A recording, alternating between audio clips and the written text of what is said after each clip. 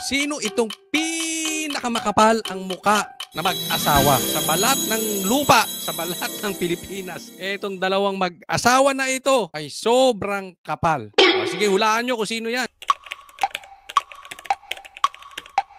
Ito po ang mag-asawang Tambaluslos, Tamba Yeda. Wala na ba kayong gagawing mabuti sa bayan natin? Napakasakim, walang delikadesa. Kahit sino, kahit estudyante, alam na 3 beses lang na sunod-sunod ka pwedeng maging congressman. Aba, anong ginawa nitong mag-asawa na to? Pinalusutan. Pang-4 na po ito. Wow! Napaka-abusado talaga. Ang ginawa nila, pinalusutan yung batas. Isipin mo, 6 na upuan si Yeda at 3 lang po ang pwedeng maupo sa Tingog Party List. Aba, akalain mo, himala, nag-resign yung 3, 4 at 5. Kaya naman, makakaupo si Yeda. Anong nangyari? Binabaliwala. 4 na ni Yeda. Eh sabi nga, di ba, 3 sunod-sunod lang. Abay, Comelec, galaw-galaw. Ikaw, Garcia, galaw-galaw. Baka ma-stroke ka dyan. Isipin mo, yung panalo, ayaw niyong paupuin. Yung natalo, gusto niyong paupuin. At eto naman, yung 4 na, pauupuin nyo. Abay, halatang halata naman kayo masyado, Comelec, pambihira. Instead na ang batas ay sinusunod. Yung espiritu ng batas, yung puso ng batas, bakit ba ginawa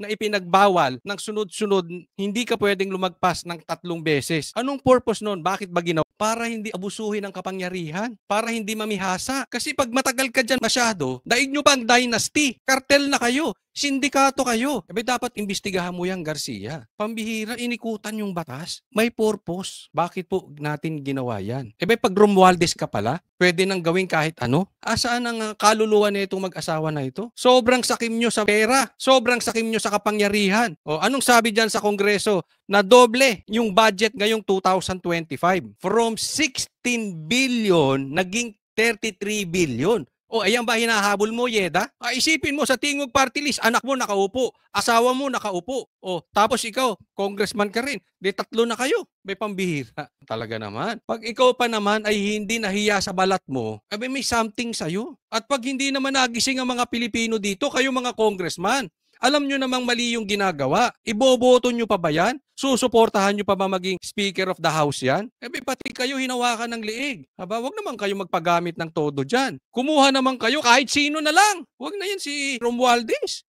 Gusto lahat ng posisyon eh. Kulang na lang bigyan pati yung katulong, pati driver niya bigyan ng posisyon para makamkam. Di umano ang lahat ng kapangyarihan at kapeperahan dito sa bansang Pilipinas. Niloloko nyo taong bayan. Sobrang scripted yan. Sino maniniwala? Sabay-sabay. Hindi natin alam kung tinanggal o nag-resign. 3, 4, 5 para paupuin mo asawa mo.